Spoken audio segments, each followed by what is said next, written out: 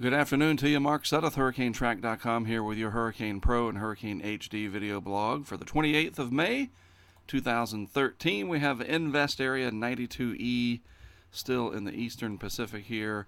90% chance of development down here just near the Gulf of Tehuantepec, south of the Mexican coastline, bringing some rain showers, squally conditions, rough seas to the region. That will be the main impact, that heavy rain, not to be taken lightly. Tropical rainfall can cause a lot of problems. I harp on that because we're trying to get away from, hey, if it's not a hurricane, don't worry about it. It's still a dangerous weather system that can cause problems, and we just want to make sure that people are aware of that. Out farther to the west, we have another area of disturbed weather, inconsequential. That will have no impact on land areas, so we're not going to worry about it. Here's an infrared satellite picture of the disturbance 92E. You can see it's getting a little bit better organized, somewhat evidence of some banding features here associated with that counterclockwise rotation at the surface. Upper level winds are a little bit conducive for development. There's a pretty solid cutoff here between the moist atmosphere that you see south of that red line and the much drier air that resides to the north. So this is where your instability is. This is where your upper level winds are more favorable. And so as long as it remains in this area, which it looks like it will, it does have a chance to become a tropical depression, which I'm almost certain that it will, and certainly the Hurricane Center giving it a 90% chance of that. And it may become a tropical storm in the next day or so before finally reaching the coast. What do the computer models say? Well, most of them are now in pretty good agreement that it'll not go out to sea, but rather come towards the coast of Mexico here at a fairly slow pace.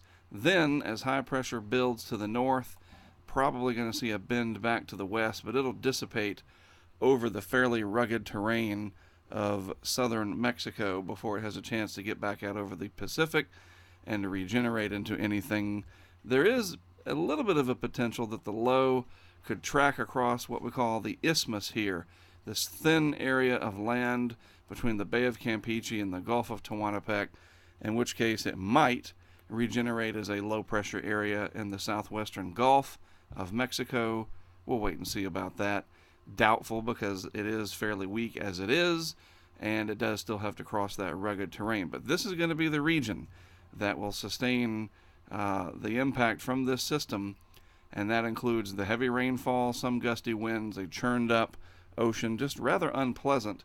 Yes, at least it's not a hurricane, but again, don't want to discount heavy rainfall. It is a hazard. Looking at the Atlantic Basin, and you can even see on this wider shot, visible satellite picture, a better shot of that curlicue configuration with 92E there in the eastern Pacific. So there's that system. Strong upper level winds still cutting across the region. Definitely see that out here in the Atlantic Basin as well. This region is really not worth watching right now. Even as we approach the first part of June, hurricane season for the Atlantic beginning on Saturday. From Africa to the Lesser Antilles and the Eastern Caribbean, nothing out there this time of year, nor when we move into the first 10 days of June do we expect to see anything in the deep tropical Atlantic. We begin basically looking at areas west of 75 degrees of longitude, which is right there, and south of about 30 degrees latitude. And this is our region in the Atlantic Basin that we'll be focusing on during the first month of the 6-month hurricane season. The eastern Pacific also stays active, as you could imagine, right on through the season. But this will be the area that we start to watch more closely for Atlantic Basin concerns, as climatology, that long-term string of weather patterns, suggests that that's the region we need to watch. And we will be doing so on these fine pair of apps that you have at your disposal, Hurricane Pro and Hurricane HD. Again, I am Mark Sudduth for HurricaneTrack.com. Thank you so much for watching today. I'll be back with another video blog for you tomorrow.